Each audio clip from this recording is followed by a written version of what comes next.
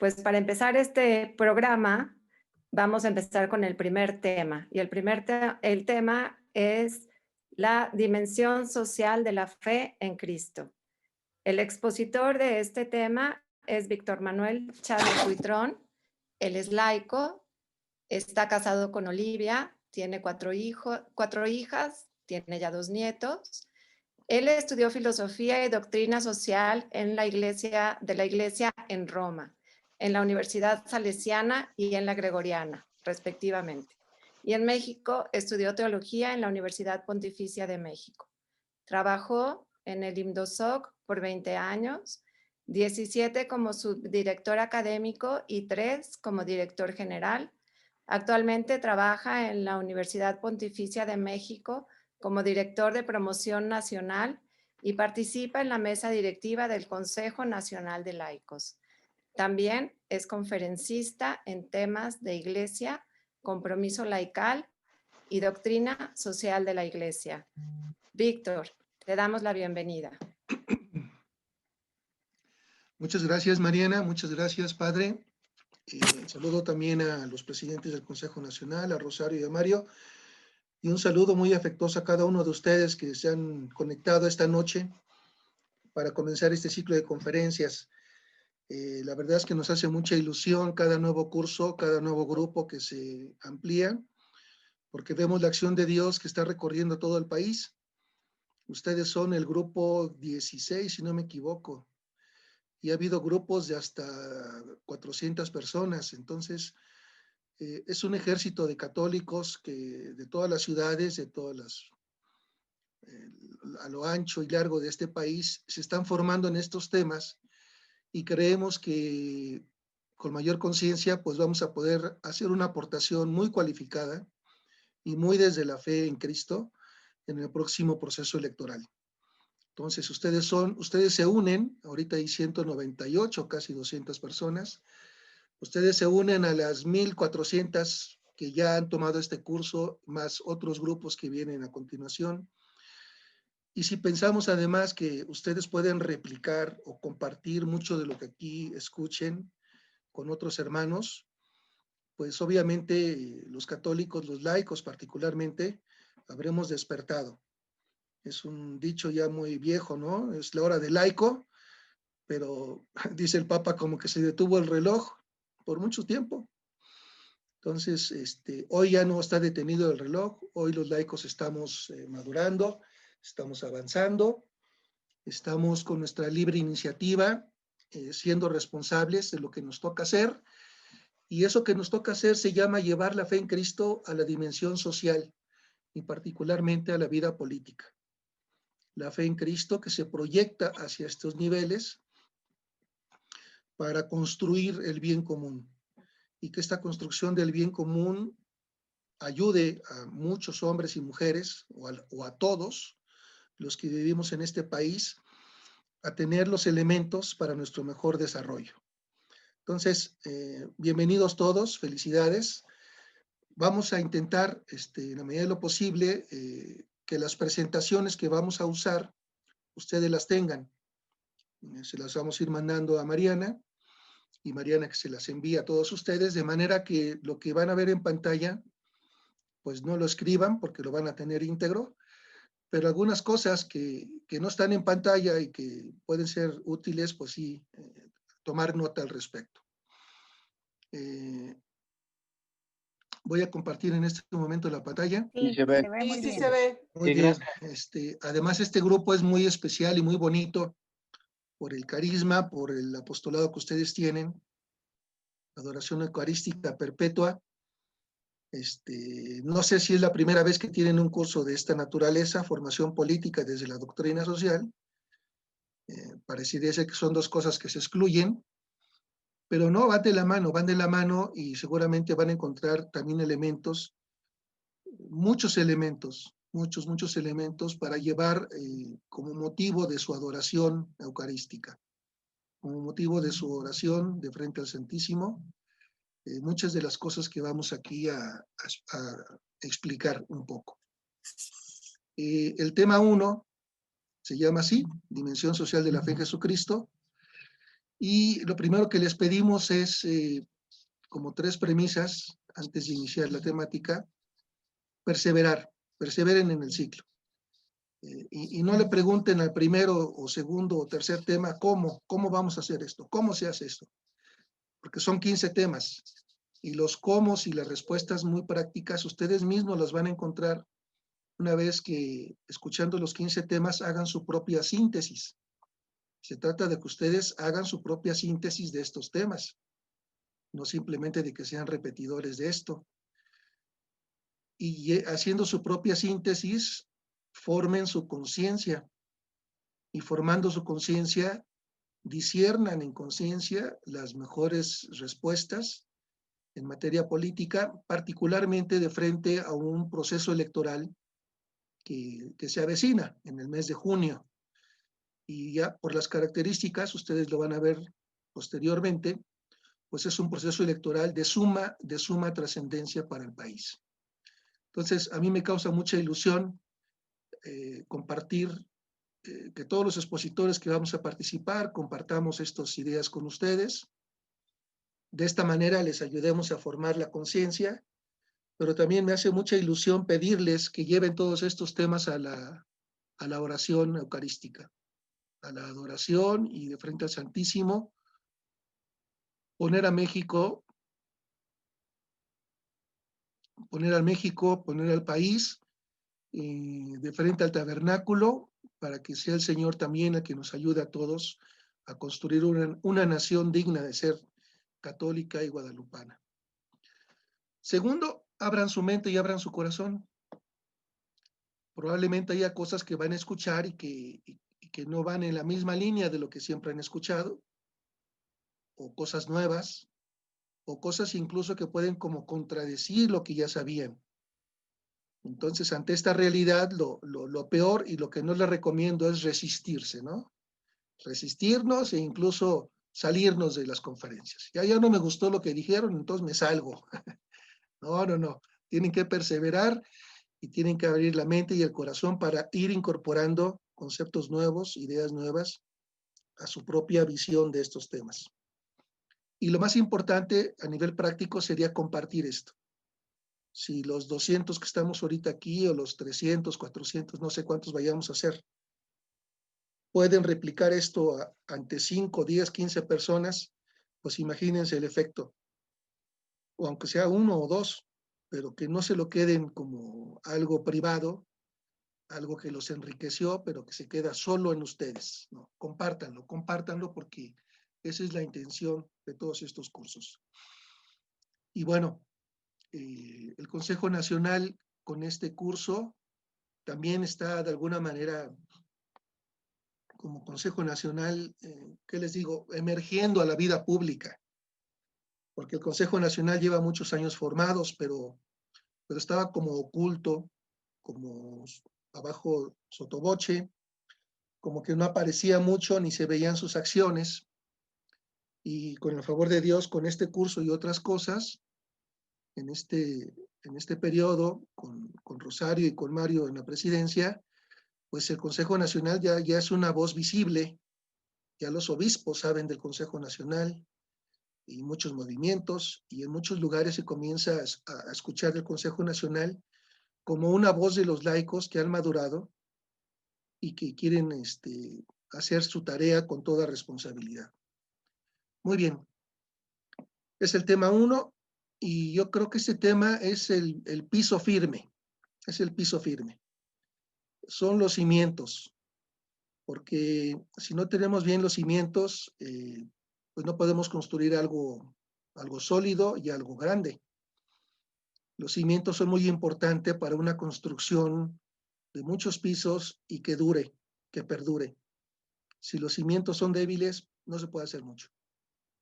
Y esta charla es como los cimientos de por qué los católicos construimos en la vida pública, construimos en la vida política.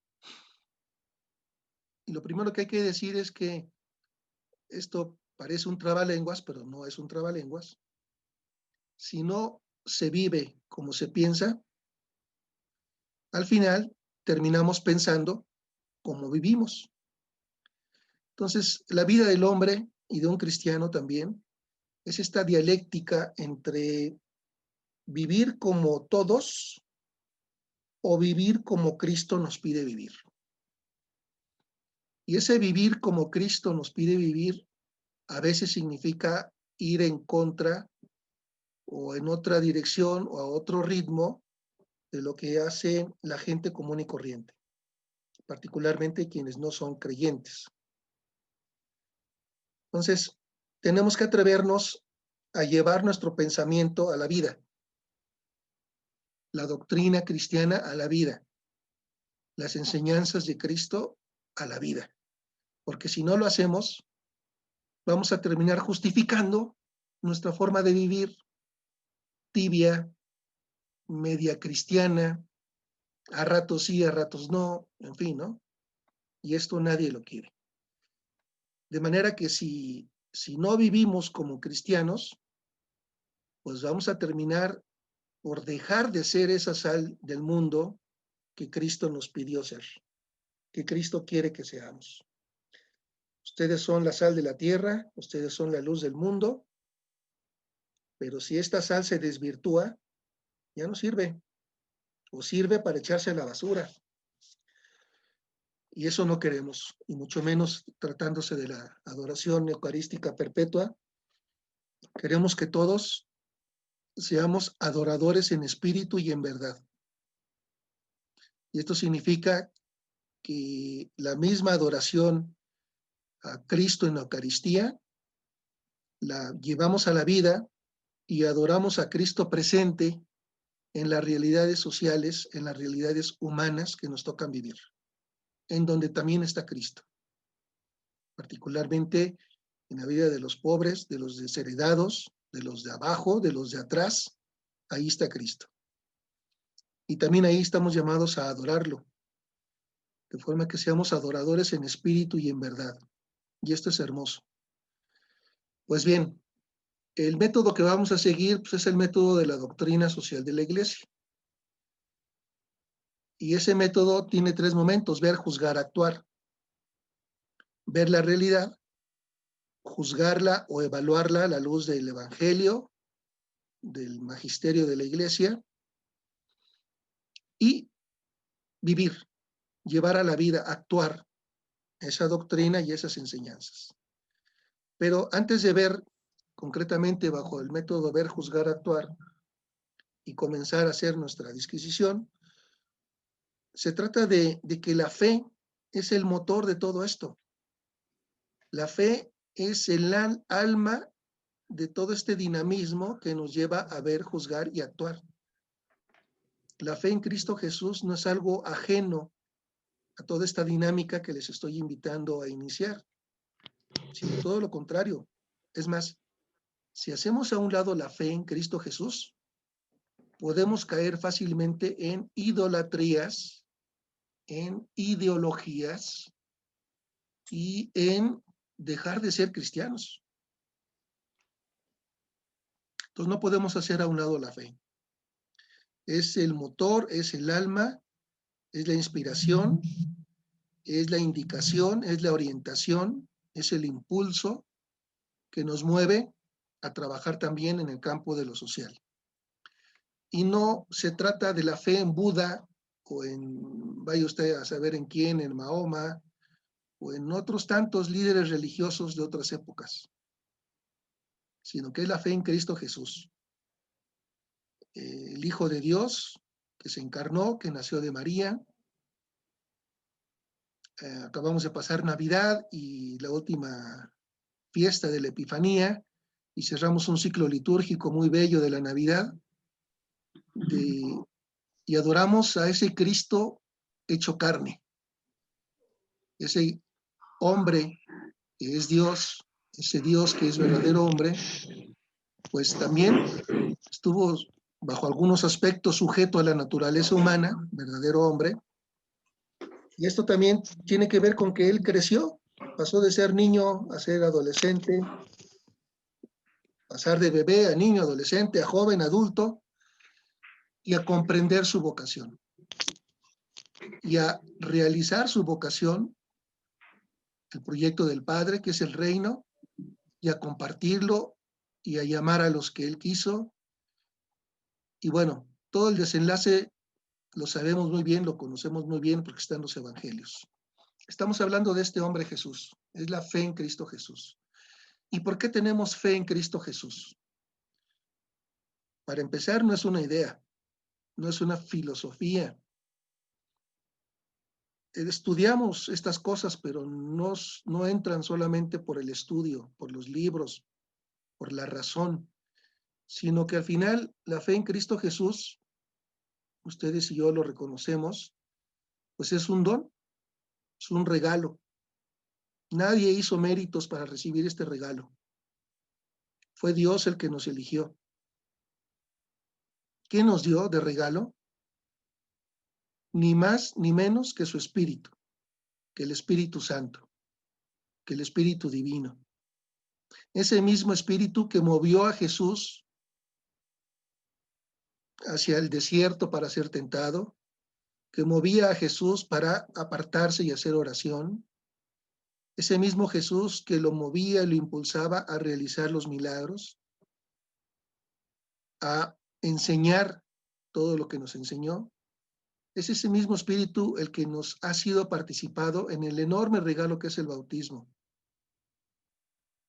Es un regalazo el bautismo. Y nadie hizo méritos, nadie se lo ganó a pulso, no, por eso es un don, es un regalo. Pero ese regalo, la mayoría lo recibimos cuando éramos peques, bebés o niños. Probablemente alguno que esté en este grupo lo recibió más grande. Y poco a poco vamos adquiriendo conciencia de lo que implica este regalo. Y cuando vamos adquiriendo conciencia de lo que implica este regalo, entonces aparece la palabra clave, que es tarea. El don de la fe es también una tarea, una respuesta a ese don. Es respuesta a Dios que nos ama, que nos elige, que nos da no solamente la vida, nos da su vida a través del Espíritu y que nos invita a colaborar con Él. A partir de este don, estamos llamados a ser colaboradores. Amigos, diría Jesús. Ustedes ya no son solamente siervos, ¿no? Son amigos. Y los invito a colaborar en esta tarea, la construcción del reino, que tiene que alcanzar a todos los hombres y todas las mujeres de todos los tiempos, de todos los pueblos, a todos. Porque ahí Dios se manifiesta como lo que es Padre de todos. Y un padre que quiere que sus hijos vivan como hermanos. Y un padre que está atento a las necesidades, particularmente de los últimos, de todos, pero particularmente de los últimos. Entonces, esa tarea es un llamado a colaborar con Él en la construcción del reino. Y cuando vamos respondiendo sí a esa tarea, cuando no nos rajamos, cuando no somos temerosos, cuando acogemos con amor el regalo y le decimos al Señor, pues mira, soy bastante inexperto, bastante joven y bastante imperfecto, pero te digo que sí, porque sé que tú eres el que vas a hacer la tarea. Entonces comienza a dar ese proceso que es la finalidad de la fe. Creer en Cristo Jesús, ser miembro de la iglesia, orar, adorar a Cristo, recibir los sacramentos, etcétera, etcétera, etcétera. Vivir según esta doctrina tiene una finalidad muy específica. Si esa finalidad específica no se da, es que hicimos mal la tarea. Si esa finalidad la perdemos de vista, es más, la rechazamos diciendo, no, eso no es para mí, porque yo soy muy imperfecto. Eso es para unos cuantos que no soy yo. Bueno, pues entonces no habremos comprendido exactamente a qué nos invitó Dios a colaborar. Y esa finalidad se llama nuestra propia santificación. Sed perfectos como vuestro Padre Celestial es perfecto. Si ustedes tienen fe, así, del tamaño de un granito de mostaza, harán los milagros que han visto y más.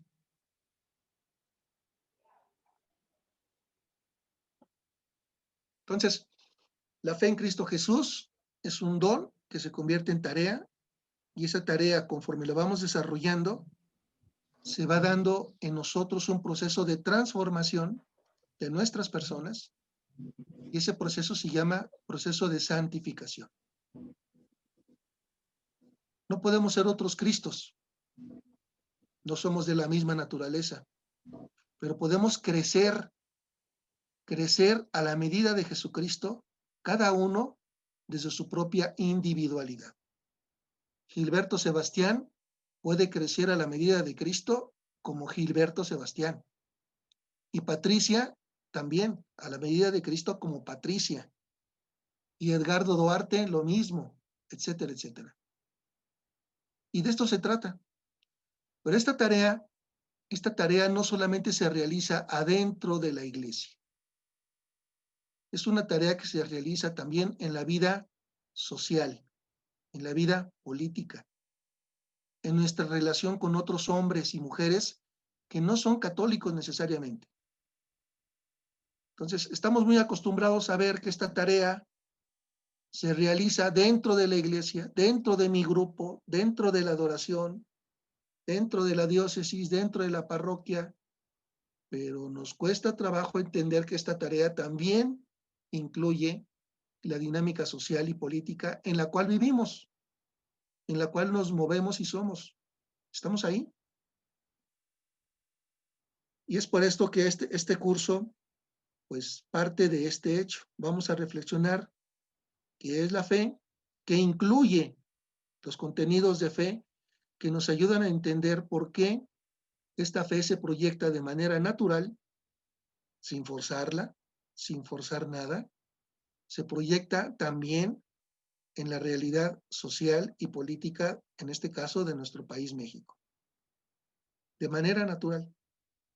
Y que si queremos santificarnos, pues tenemos que echarle ganitas en la adoración, pero también tenemos que echarle ganitas en vivir nuestro compromiso laical en el México social que nos toca vivir. No se excluye. Al contrario, el uno anima al otro. Muy bien. Pues miren, vamos entonces y por último, en nuestra iglesia católica estábamos muy acostumbrados a los santos, y tenemos todo un santoral enorme, pero la mayoría de los santos eran obispos, religiosas o sacerdotes. Obviamente también muchos papas, santos. Y los laicos como que no teníamos noción de que los laicos pudieran llegar a ser santos. Y a lo largo de la historia ha habido muchos laicos santos. El Papa Juan Pablo II, santo también, ha sido el papa que más hombres y mujeres ha beatificado y canonizado en la historia de la iglesia. En su pontificado fueron muchísimos, cientos, más de 600 los entre beatificados y canonizados. Pero hay un más allá del número, que es muy alto, hay un dato muy, muy bonito, que es muchos de ellos son laicos y laicas. Porque quiso mostrarle al mundo y a la iglesia que los santos no solamente son presbíteros, ni religiosas o religiosos, obispos, monjes, monjas, anacoretas. No, también son santos hombres y mujeres que viven en el mundo, como todos los demás hombres y mujeres, pero que siguen a Cristo con radicalidad en el mundo.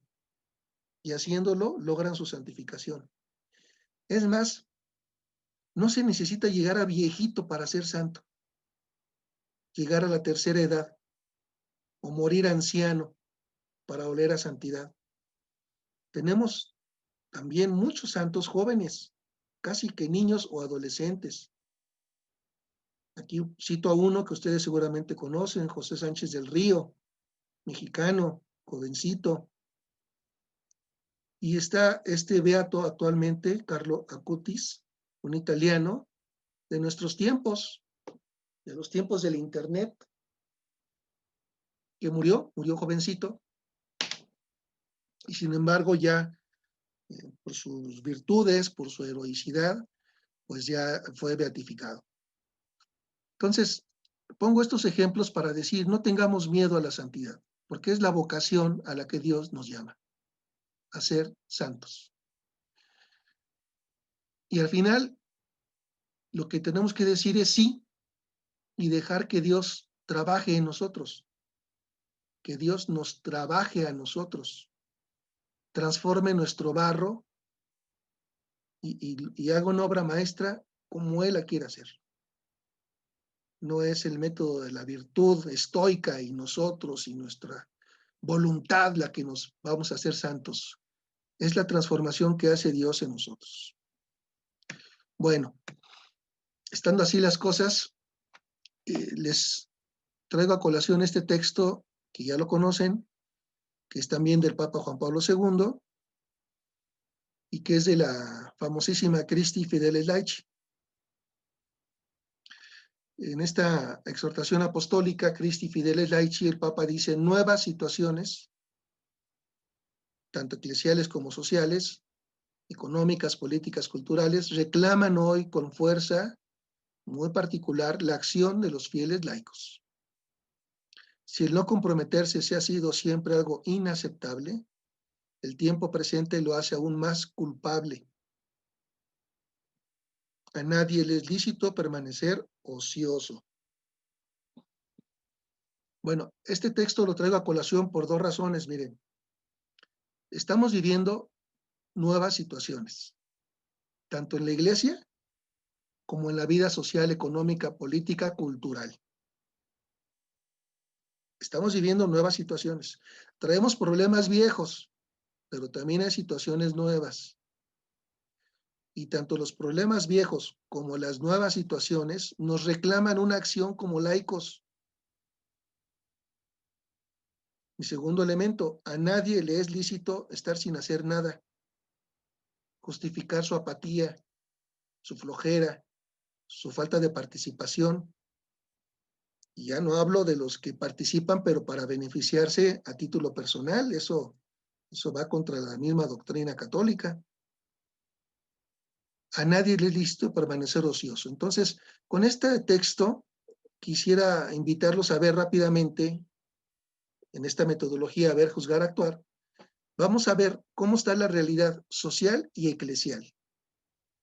La realidad social de México, algunas pinceladas, algunos datos, algunos puntos, sin ser muy exhaustivos. Y por otro lado, la realidad de la iglesia también en México. Porque es un punto de partida importante. ¿Cómo estamos? ¿Qué está pasando? ¿Qué nos está pasando? Y entonces, voy a ponerles 3 laminitas para ver la realidad. Primero sobre la realidad social, una, y luego 2 sobre la realidad eclesial.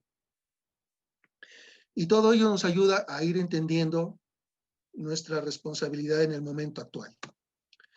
México está así. México está en color rojo por varias razones. Ustedes entienden muy bien que este mapa que elegí, pues tiene que ver con el semáforo rojo del coronavirus, de la pandemia, desde hace algunos meses, y ha ido variando, pero el común denominador es que sigue estando rojo. Y me pareció que es ilustrativo de lo que estamos viviendo como país. El país está en llamas. No quiero ser alarmista, ni mucho menos, pero yo creo que hay razón suficiente como para decir: ah, caray, no podemos permanecer ociosos. Entonces, miren, ¿qué está pasando en el país? Algunos datos, algunas cositas. Ni siquiera vamos a hablar de todo. Hay una realidad de pobreza en México. No es nueva, es vieja. Hemos hecho muchos intentos por acabar con la pobreza, no lo hemos logrado. Pero hay un dato que es la nueva situación. Antes de que iniciara el gobierno actual del presidente actual, hace 2 años y cachito, México tenía 49 millones de pobres. 49 millones son muchos. Era casi la mitad de la población en pobreza. Y después de 2 años y cachito de este presidente, hay 12 o 15 millones más de pobres. Entonces, lejos de estarla reduciendo, se está incrementando el número de personas que no tienen los recursos mínimos para sobrevivir, para salir adelante. Y la mayor parte de estos millones de personas, pues se hacen dependientes de alguien que les dé recursos, que les dé el pescado, que les dé el alimento. Entonces, la pobreza es una realidad que Dios no quiere, y menos habiendo sido bendecidos con tantas riquezas naturales y con la laboriosidad del mexicano y con tantas bendiciones que tiene este país. No puede ser posible que haya en la actualidad pues arriba de 60 millones de pobres. No puede ser posible, esto clama al cielo. Y hay decisiones políticas que se han tomado en los últimos tiempos que lejos de reducir la pobreza la están incrementando. Segundo dato, aborto. Hace 80 años esto no existía en México, ni siquiera hace 40 años. Este es de reciente llegada, nuevas situaciones. Un grupito pequeño, ni siquiera son muchos, que impulsan desde dentro y desde fuera de México una legislación que despenalice las causales del aborto. Todavía más, no solamente que las despenalice, sino que garantice a las mujeres que quieren así hacerlo, que el Estado mexicano incluso financia, como un tema de salud, la realización de un aborto. ¿Qué significa esto?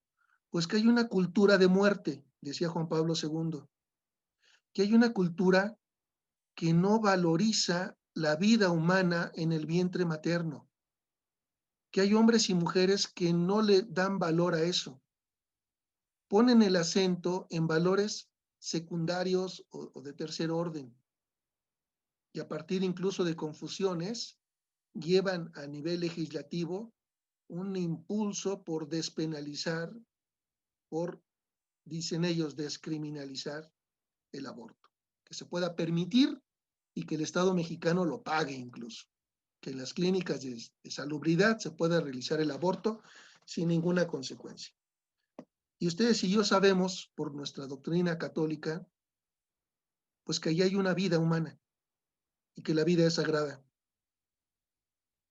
Bueno, cada vez hay más estados de la República donde ya se permite el aborto. Nuevas situaciones. A nadie le es lícito permanecer ocioso. Tercero, coronavirus. Esta es una pandemia nueva. No nos había tocado. Y bueno, desafortunadamente llevamos 8 meses dando estos temas y cada que tenemos que dar esta charla en particular, tenemos que actualizar los números. Yo me acuerdo que la primera vez que di esta charla, dije, bueno, pues oigan, algo está mal porque ya van 40,000 muertos. Pero después de varios meses, todavía no llega el año, tengo que decirles que esto está muy mal administrado por parte de la salubridad pública del país, porque ya van 140,000 muertos y estamos en el pico más alto de la expansión de la pandemia y por lo tanto todavía se esperan la muerte de miles y miles de personas. Cuando inició esto, allá por marzo del año pasado, en la primera conferencia que dio el presidente de la República y el doctor encargado de estos asuntos, subsecretario, se nos dijo 3 mensajes muy claritos a la nación mexicana. Primero, pues que era una gripa con otros síntomas un poco más extraños, pero que no tenía mucha repercusión en la salud. incluso que no se conocía ni siquiera todos los síntomas y no sé qué. Segundo, pues que esto estaba muy lejos, esto estaba en China, estaba en Asia, que eso difícilmente iba a llegar a México.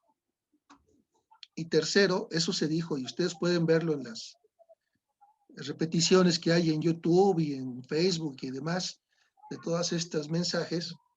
En marzo del año pasado se nos dijo además que México estaba preparado para enfrentar esta pandemia, que no teníamos nada de qué preocuparnos. Sí, pero ya van más de 140,000 muertos. Eso, los números oficiales, los números que el Estado, el gobierno reconoce. Algunos estudiosos, matemáticos y demás, sugieren que esto hay que multiplicarlo por 2.5 para saber exactamente el tamaño del número de personas que han muerto. Hoy día, pues está la esperanza de la vacuna, solamente que al ritmo que vamos en recibir y vacunar, vamos a necesitar muchos años para poder inmunizar a la población mexicana.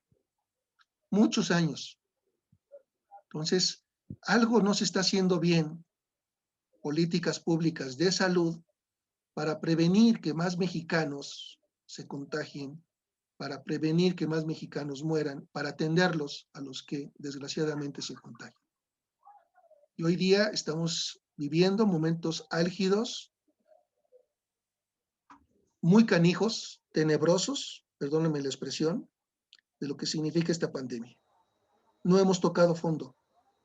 Aunque el gobierno diga, ya aplanamos la curva, ya controlamos la pandemia, esto no es cierto, la realidad es otra. Cuarto punto. México está rojo por violencia, hermanos, hermanas. No nos podemos acostumbrar a las muertes, a los asesinatos de 1, 2, de 3, de 30, a las masacres. Y también sobre esto, pues de hace muchos años que lo tenemos, no es nuevo. Pero lo que es nuevo es la velocidad con que esto está creciendo. Se ha calculado, están los números, y eso tomando los números oficiales del gobierno, que en lo que va de este sexenio han muerto más personas que en los sexenios anteriores. En lo que va de este sexenio han muerto más personas que las que murieron en los sexenios anteriores.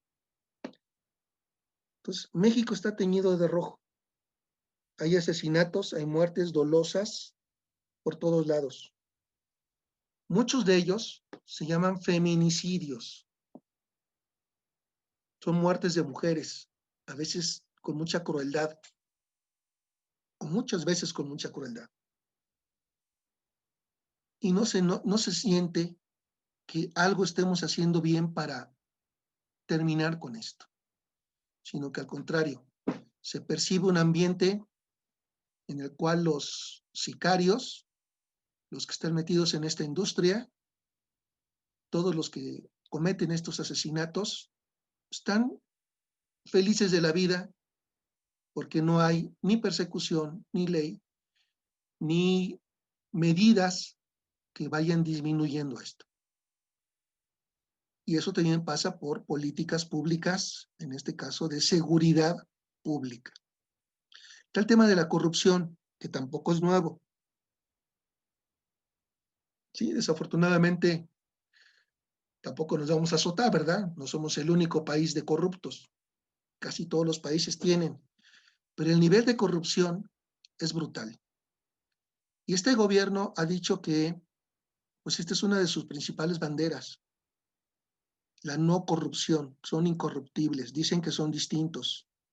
Y sin embargo, han comenzado ya a salir, como en poco tiempo hay muchos niveles de corrupción también en este gobierno. Y no es solamente una cosa del gobierno, también es una cosa de la sociedad. La sociedad somos fácilmente corruptibles o corruptores. Nos gusta o nos movemos bien en esto. Y hay muchas formas de hacer corrupción. Otro nivel de problemáticas por lo cual México está encendido, está en rojo. Algunas son problemáticas nuevas, nuevas situaciones. Y vuelvo a repetir, a nadie le es lícito permanecer ocioso, como si no pasara nada. Estamos en un momento que se llama de pensamiento débil o posverdad. Se niega la posibilidad de que haya verdades absolutas, objetivas. Entonces, pues que cada quien tenga su verdad, cada quien su verdad, y que cada quien norme su vida según su propia verdad.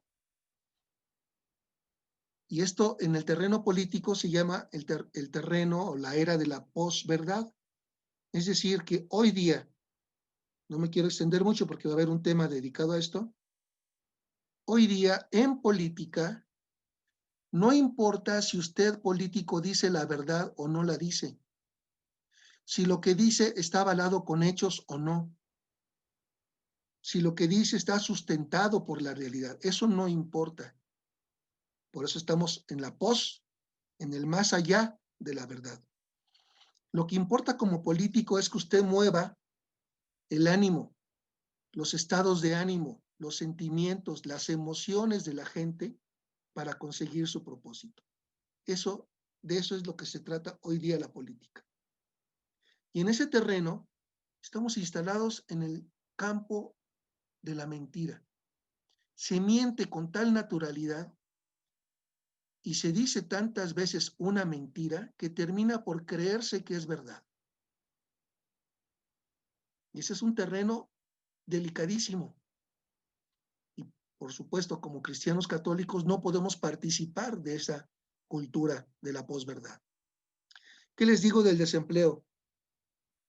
Desde que yo estoy en estos temas hace casi 30 años, o un poco más, recuerdo que los analistas decían, México necesita crear 1 millón de empleos al año para poder asumir la fuerza laboral que emerge de las universidades, para poder asumir a los jóvenes que dejan de ser estudiantes y pasan a ser trabajadores. Necesitamos crear 1 millón de empleos cada año. Nunca hemos creado 1 millón de empleos cada año. Nunca lo hemos logrado. Por eso hay mucho empleo en la informalidad. Miles y miles de gentes que viven, que trabajan en lo informal, en el tianguis, hay muchísimas formas de informalidad, porque no hemos creado condiciones para un empleo seguro, permanente, con prestaciones. Esto ya lo traemos de atrás, pero desafortunadamente en lo que va de este sexenio se han perdido miles y miles de empleos, sin contar todos los empleos que se van a perder por el coronavirus, porque el coronavirus, llevándonos a semáforo rojo, pues hace que la actividad económica se detenga. Y al detenerse la actividad económica, hay muchas industrias, mucha actividad económica que no puede resistir la inactividad y cierran. Todos conocemos amigos, familiares, vecinos, conocidos del grupo que han perdido su trabajo en los últimos 12 meses. Son familias que no tienen recursos, que no tienen ingresos, que van a empezar a gastarse sus ahorritos o a vivir de préstamos o de la caridad o del subsidio que quiera dar el gobierno. Esto es una realidad tremenda. El individualismo, cada quien se quiere salvar por sí mismo ante la corrupción, ante la violencia, ante el coronavirus, ante la pobreza y todo esto, ante el desempleo, cada quien se quiere salvar por sí mismo. ¿Y saben qué se logra? Nada. Porque son problemas de tal naturaleza y de tal tamaño que de forma individual no podemos corregirlo. Tenemos que actuar de forma organizada y de forma masiva. Y eso es la vida pública, buscar juntos soluciones a problemas comunes. Eso es la vida pública, la vida política. Contra el individualismo acaba de escribir el Papa una encíclica, seguramente ya la tienen y ya la están estudiando, que se llama Fratelli Tutti, hermanos todos, contra este individualismo que se presenta muy crudo y duro en estos tiempos y que va en contra de la doctrina cristiana. ¿Qué decir de la apatía social? La mayoría dice, no, yo no soy político, no, yo no me meto en política, no, eso es muy sucio, yo no participo, yo ni siquiera voy a votar, o si voy a votar, cancelo mi voto. Esa apatía nos sumerge más en toda la miseria que estamos viviendo. A nadie le es lícito permanecer ocioso, y la apatía social es eso, estar ociosos, sin hacer nada. Pudiendo hacer mucho y pudiendo hacer mucho bien, no hacemos nada. Y tres últimos problemas muy, muy duros. Trata de personas. México tiene el honrosísimo primer lugar en el mundo de pornografía infantil. ¿Saben lo que es eso? Somos los principales productores, exportadores de pornografía infantil en el mundo.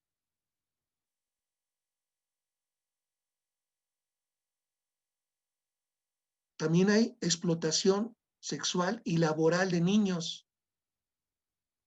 de mujeres, de migrantes, de desaparecidos. Está el tema de los desaparecidos que se junta con lo anterior. Miles de mamás buscando a sus hijas, a sus hijos, a sus esposos. Miles que han sido violentados o desaparecidos, levantados. Y ya nos estamos acostumbrando como si eso fuera normal, natural. Y esto es una cosa que causa un dolor humano inanarrable. Y la migración. Y no solamente hablo de la migración de los centroamericanos que pasan por nuestro México rumbo a los Estados Unidos, sino la migración de los mexicanos que buscan en otro país mejores condiciones de vida y que son millones al año. Bueno, sin ser exhaustivos, ustedes tienen aquí una brevísima radiografía muy sumaria de por qué México está encendido, por qué México está rojo, cómo hay nuevas situaciones, unas ya las veníamos cargando, pero se han agudizado. Y además todos estos problemas se entrecruzan, se entrelazan unos con otros para hacerse más graves, para hacerse más difíciles. Y atrás de todo esto hay mucho sufrimiento humano. Todo esto clama al Señor. Todo esto tenemos que llevarlo de frente al Santísimo para pedirle perdón a Dios por todas estas atrocidades. Y nosotros tenemos que pedirle perdón a Dios por nuestra apatía y nuestra estar ociosos, no hacer nada. Y pedirle también que nos ayude para saber hacer lo que tenemos que hacer. Bueno, hasta aquí la realidad social. ¿Qué pasa en la realidad eclesial de la iglesia en México? Y me voy a detener en temas que van relacionados con lo mismo. ¿Cuál es la realidad eclesial de nuestro México lindo y querido? De nuestra iglesia católica. No hablo solamente de este movimiento, de este grupo, sino en general. Bueno, todavía hoy existe este divorcio entre fe y vida. Una cosa es creer, celebrar la fe, estudiar los contenidos de la fe, pero otra cosa muy distinta es la vida diaria. Parece que la fe es una chaqueta que nos ponemos cuando vamos al grupo, cuando vamos al templo, cuando vamos a misa, pero que nos quitamos cuando vamos al trabajo, cuando vamos a la calle, cuando vamos a la empresa, a la oficina. Ahí nos quitamos este chaleco de la fe, porque en la vida no entra. Y nos lo volvemos a poner los domingos cuando vamos al templo o cuando nos toca hacer la adoración, etcétera, etcétera. Entonces, estamos separados y esa separación no nos ayuda ni siquiera para nuestra vida espiritual, porque no somos católicos de una sola pieza. Somos católicos con un divorcio interior. Por otro lado, hay fe, claro que sí hay fe, pero sin obras. No se notan las obras de los católicos.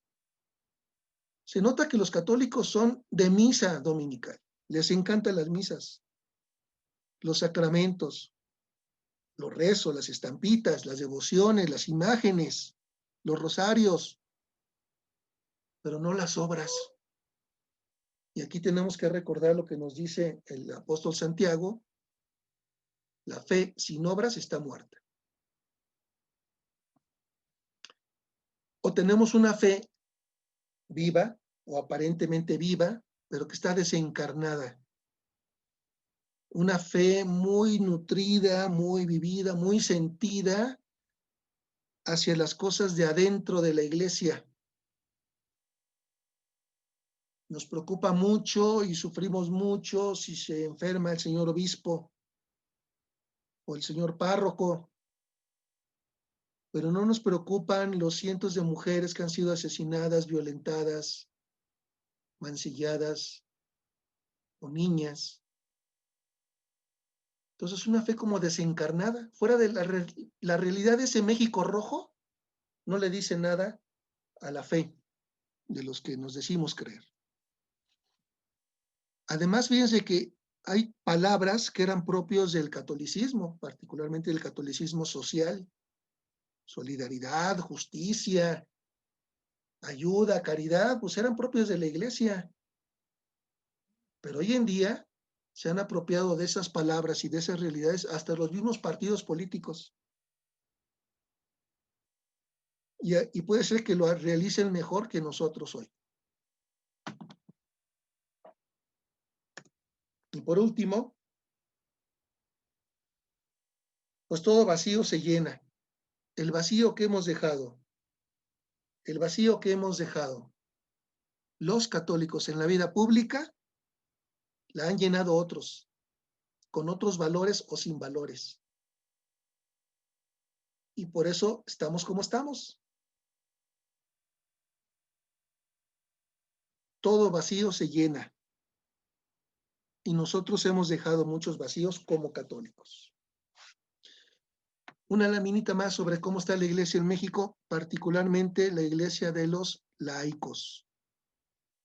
Y aquí también vamos a entender por qué hay mucha apatía, por qué hay mucha falta de compromiso. Esta tipología, pues son 10 tipos distintos. Ustedes vayan viendo dónde se colocan, qué tipo de laicos son. Obviamente algunos no les van a quedar, otros sí. Ustedes hagan un ejercicio personal. Pero miren, está los alejados se fueron de la iglesia.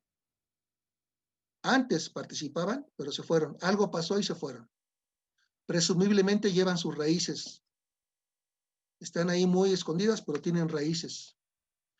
Están los laicos ad intra. Creen que con ir y hacer muchas cosas dentro de la iglesia es suficiente.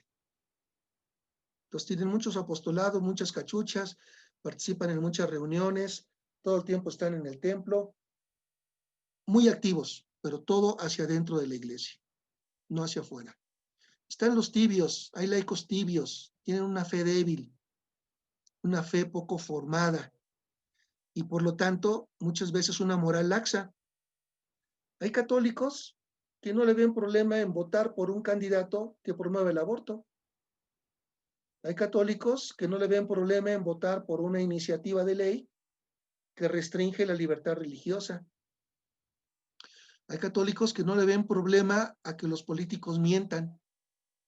Pues eso es una moral laxa, fruto de una fe débil y de muy poca formación. Hay también católicos, pocos, pero hay católicos guerreros, ¿no? Esos que quieren defender a la iglesia, al papa, la doctrina, las costumbres católicas, casi que quieren organizar una cruzada en tiempos modernos, ¿no? Los hay todavía. Están dispuestos a viva Cristo Rey y fuego y ponen el pecho. Bueno, pero tampoco esos métodos son muy cristianos que digamos. Hay laicos narcisistas. Acuérdense que Narciso es uno que se amaba a sí mismo, punto. Solo se amaba a sí mismo. Pues hay laicos que se aman más a sí mismos que a Dios, que su doctrina y por supuesto que el prójimo. Por el prójimo no están dispuestos a hacer nada. Y eso es un laico narcisista. Hay creyentes, pero no practicantes. Cuando se hace el censo nacional, salen muchos creyentes, pero no practican. No van a misa, no se forman, no participan en nada, no evangelizan, etc. Hay los selectivos, laicos selectivos. Esto sí me gusta de mi iglesia y sí lo hago, esto no me gusta de la iglesia y no lo practico. Y por ejemplo, en este sentido, muchos católicos eligen que la política no tiene que ver nada con la religión, que se excluyen, es más. Por aquello de dar a César lo que es de César y a Dios lo que es de Dios, creen que Jesús ya legitimó la exclusión de un ámbito y del otro, que son dos cosas contrapuestas. Y eso es un error, ¿eh? No te lo voy a explicar por qué. Hay católicos tóxicos, católicos laicos tóxicos. Están amargadones, están tristes, todo lo critican, todo lo ven mal. Son como esas personas tóxicas que no construyen, nada más saben destruir y contagian pesimismo. Pues estos tampoco construyen mucho en la vida social. Hay los sincretistas, los que mezclan, ¿no? Mezclan los sacramentos, la vida de oración y la doctrina de Cristo, pero también le meten ahí el caballo de Troya y los horóscopos y todo lo mezclan y creen que todo puede caber. Eso se llaman sincretistas y hay cosas que se excluyen naturalmente. Y por último están los que creo que ahí están todos ustedes, los fieles cristianos laicos, que son personas, hombres, mujeres que se han encontrado con Cristo personalmente, que han decidido seguirlo en comunidad católica y para lo cual también buscan formarse. Yo creo que la mayoría de los que están aquí son del número 10, pero revísense si no tienen también características de los puntos de arriba. Pues la mayoría de los laicos, que son la mayoría de esta iglesia, participando de ser tibios, adintra, alejados, narcisistas, pues se entiende cómo hemos dejado sin proyectar la fe en Cristo en la vida social. ¿Y por qué tenemos que proyectar la fe en Cristo en la vida social? ¿Por qué? Y entonces aquí quiero darles una iluminación doctrinal, basados en la palabra de Dios, también en el magisterio y en la tradición de la iglesia. Y voy a darles cuatro fundamentaciones, 4 argumentos, por así decirlo. Primero, el antropológico.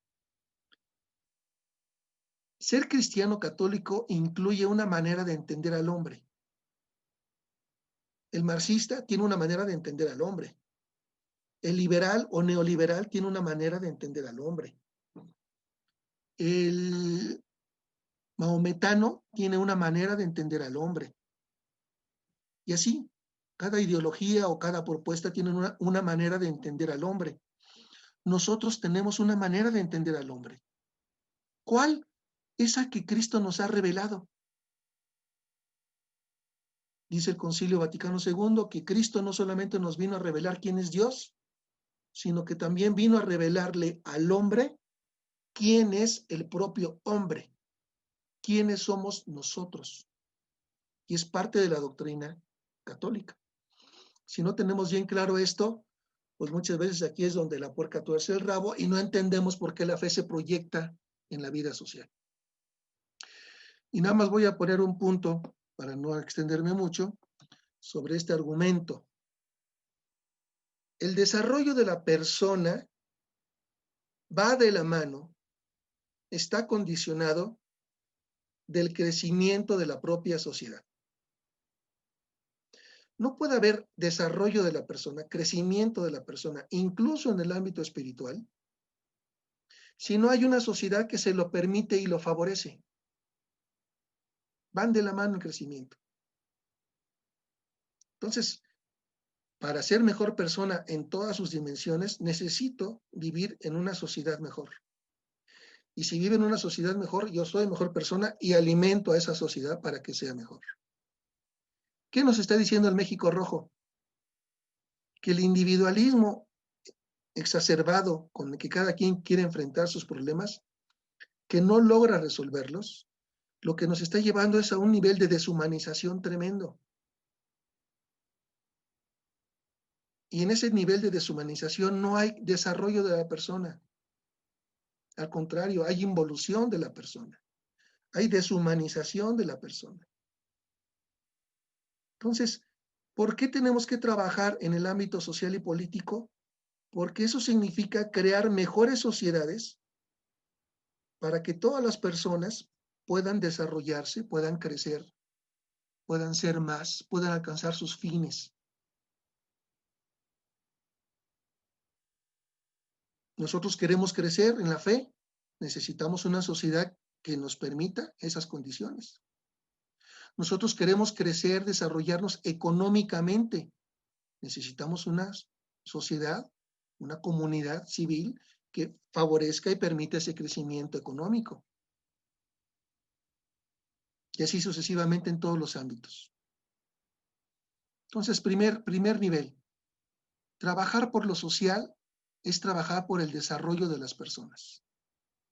De mí mismo, de los míos y de los otros. Entonces, la fe se lleva a lo social para garantizar eso, el desarrollo de las personas. En todas sus dimensiones existenciales. Segundo argumento. Este otro argumento lo vamos a llamar pues, bíblico, porque está en la palabra de Dios. Esto está en Gaudium et Spes 25, que es el concilio, pero vamos a un fundamento bíblico.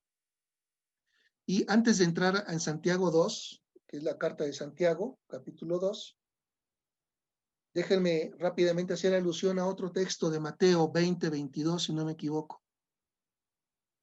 Cuando los escribas fariseos le ponen, los sacerdotes le ponen una trampa a Jesús y le dicen, maestro, ¿es lícito que le paguemos su tributo al César? ¿Paguemos impuestos al César?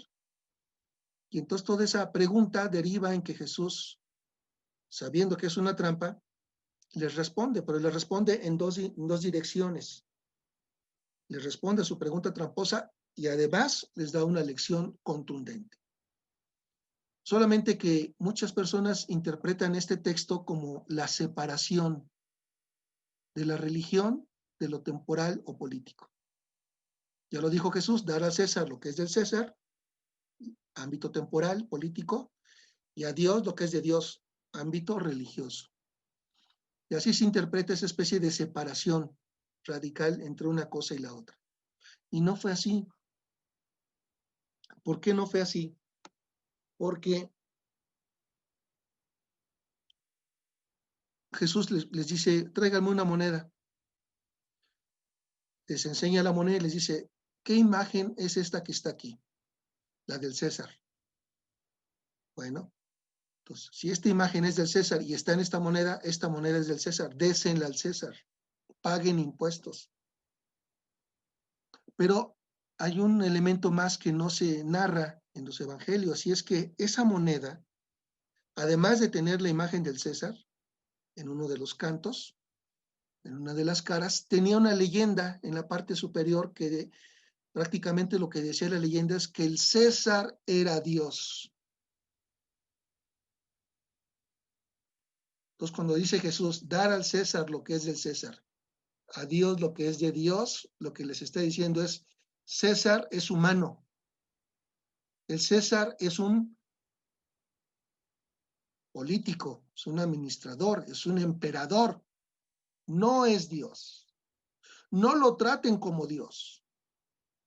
Y miren que eso tiene una aplicación política tremenda en estas épocas de populismo. No podemos tratar a los políticos o al político en turno como si fuera Dios, que nunca se equivoca y que todo lo que manda se tiene que hacer. Entonces, lo que está haciendo Jesús es diciéndoles, señores, no traten lo humano como si fuera divino. darle al César lo que es del César. Esta moneda es de César, paguen impuestos, paguen tributo. Eso le corresponde al César. Pero el César no es Dios. Entonces, no es esa separación y exclusión del ámbito temporal, político, del ámbito divino, sino que es darle a cada nivel, a cada estatus, lo propio y lo suyo. Y segundo, la fe en Cristo Jesús, sin obras, es una fe que no cuenta. Es una fe que está muerta, es una fe que no ha crecido, es una fe que inmadura, es una fe que todavía está como semilla. Nosotros somos católicos. Este libro de Santiago no lo admiten como inspirado los protestantes evangélicos, porque para ellos basta con que tus labios digan que Jesús es el Señor para ser salvo, Romanos 8. Pero nosotros somos católicos y además de Romanos 8 le ponemos Santiago 2. Y Santiago 2 lo que nos dice es que la fe, si no tiene obras, está muerta. Y lo trata de argumentar con la forma de argumentar de entonces. Si un hermano o una hermana están desnudos y carecen de alimento, y tú les dices, vayan en paz, tápense, caliéntense, coman, hártense de comida, pero no les damos lo que requiere el cuerpo, ¿de qué sirve? Así también la fe, si no tiene obras, está realmente muerta. Ese México rojo nos está indicando que nuestra fe como católicos, híjole. Al contrario, alguno podrá decir, ¿tú tienes fe? Pues yo tengo obras. Ah, bueno, pues entonces vamos a ver a quién le es más fácil demostrar que tiene fe. Porque si tú dices tener fe y no tienes obras, ¿cómo me la puedes demostrar?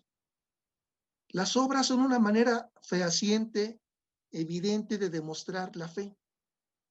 Y luego va poniendo ejemplos. Por ejemplo, los demonios también creen, conocen a Dios, saben de Dios, pero no por eso son de Dios. ¿Tú crees que hay un solo Dios? ¿Haces bien? También los demonios creen y tiemblan. ¿Quieres saber tú, insensato, que tu fe sin obras es estéril, no da frutos? Es un árbol seco que se corta y se tira. Y entonces sigue ahí Santiago diciendo, ahí está nuestro padre Abraham, y fíjense que saca ejemplos del Antiguo Testamento, ni siquiera esto es nuevo. Son ejemplos del Antiguo Testamento, de la Antigua Alianza, de cómo los patriarcas y personajes del Antiguo Testamento mostraron su fe en Yahvé a través de las obras. Con mayor razón, a partir del Nuevo Testamento. Y en el versículo 25 incluso nos pone de ejemplo a una prostituta, moralmente inaceptable. Pero las obras de esta mujer al atender a los personajes que se le presentaron, mostraron a través de esas obras su fe, dando hospedaje a los mensajeros y haciéndoles marchar por otro camino. Sus obras de caridad para con estos mensajeros del Señor justificaron a esta mujer, sus obras, y eso que era una prostituta. Pues así termina estos puntos del capítulo 2, así como el cuerpo sin espíritu está muerto, así también la fe sin obras está muerta. Ese México rojo es una invitación a que las obras nuestras como católicos sean evidentes, se muestren, y que esas obras hablen de la fe que tenemos en Cristo Jesús. No hacer nada es seguir condenados a una fe muerta. Aunque nosotros digamos que es fe, eso está muerto. Bueno, fundamento antropológico, fundamento bíblico, fundamento misional. La misión de la iglesia no es política, la misión de la iglesia es religiosa. Lo dijeron los obispos en el concilio.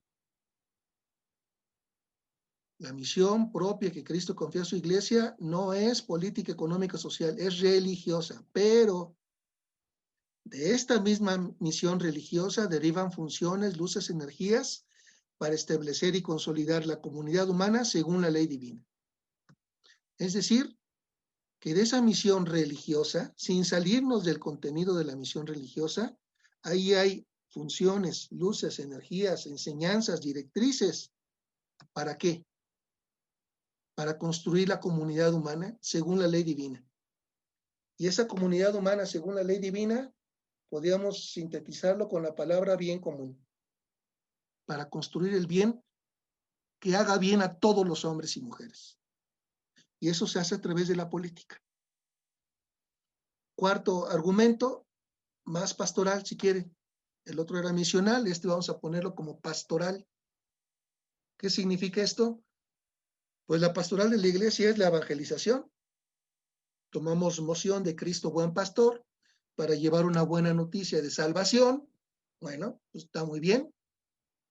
Pero evangelizar no es sacramentalizar. Evangelizar no solo es adoctrinar. Evangelizar no solamente es iniciación cristiana. Evangelizar es algo mucho más profundo, es hacer hombres nuevos, con la novedad del bautismo, con la novedad de la vida en Cristo. Y entonces, la vida de los laicos, laicas, la vida de los cristianos es una buena noticia para el mundo. La vida y las obras son ya una buena noticia para el mundo. Y esa buena noticia se convierte en transformación desde dentro de todo ese México rojo. Si evangelizáramos México en serio, a profundidad, ese México rojo no existiría. Pero como la evangelización ha sido un poco por encimita y ha dejado elementos sustantivos e importantes, pues las obras no emergen y ese México rojo cada vez está peor. Y eso que somos muchos católicos. Somos mayoría en este país.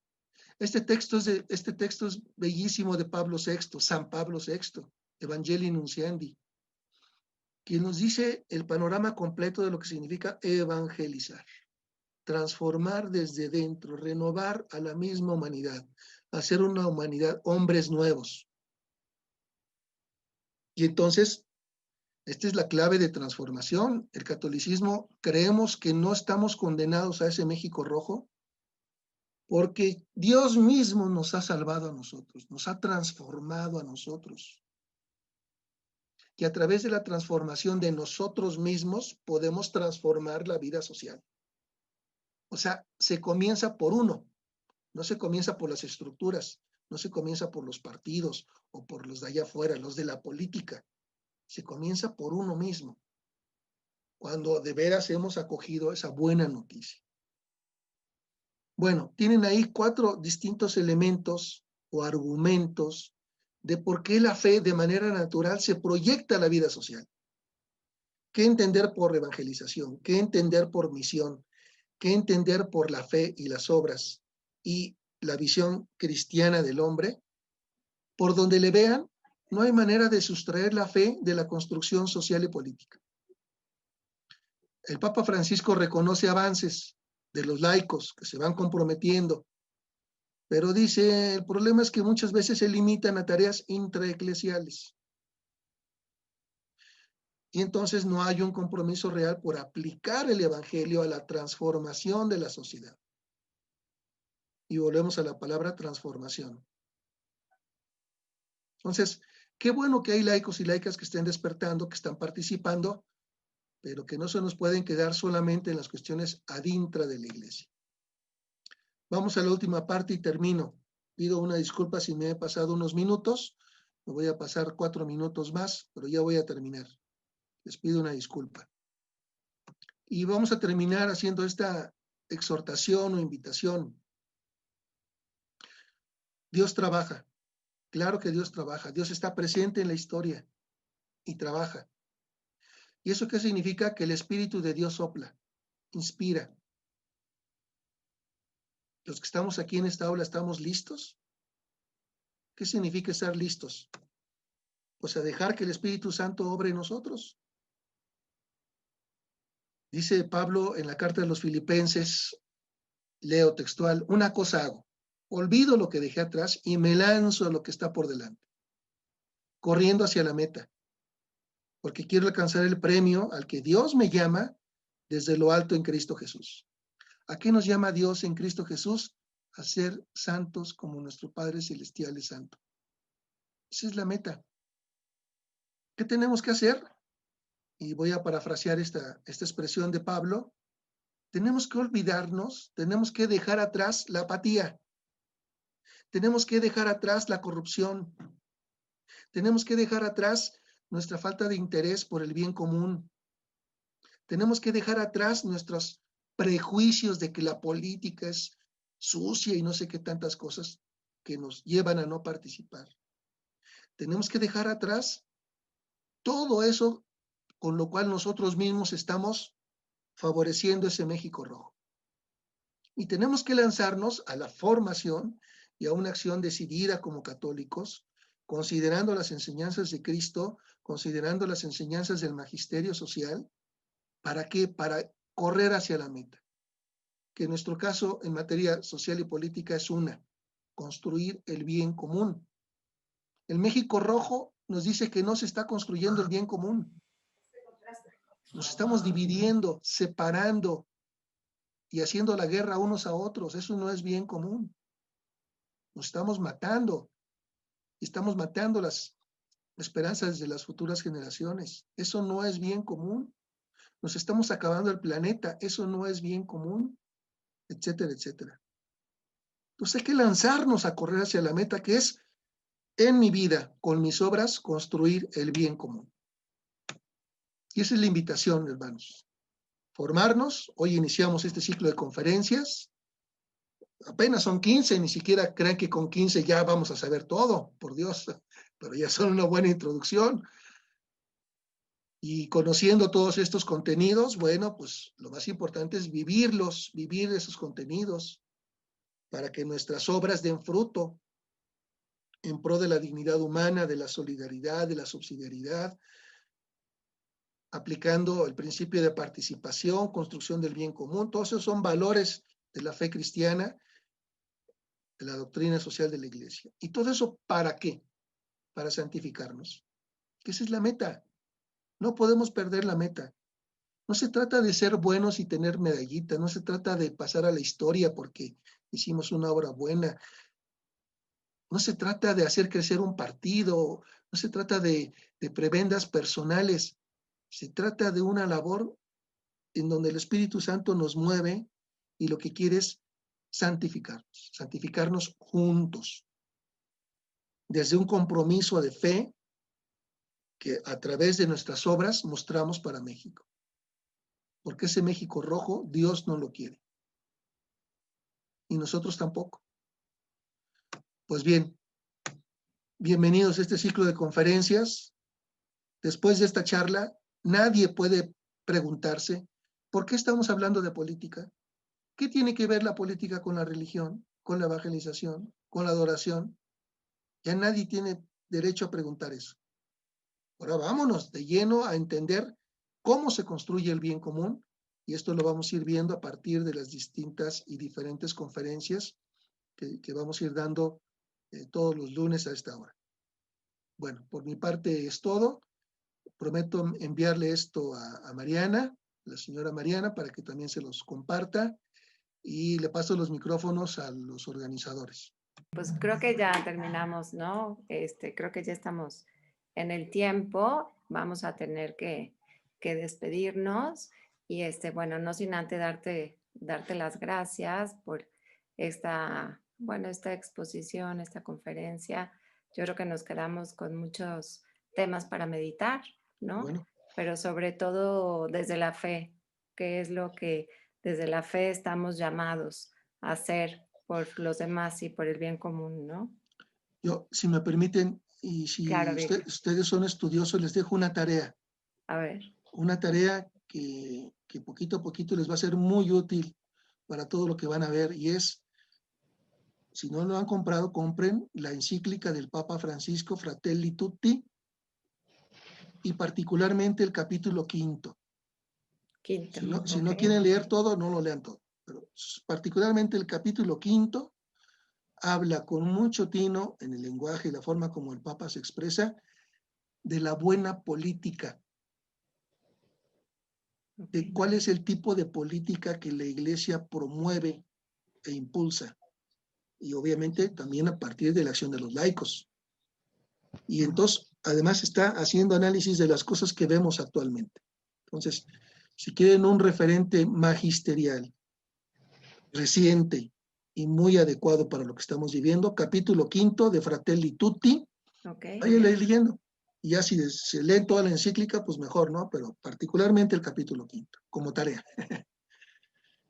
Claro que sí, Víctor.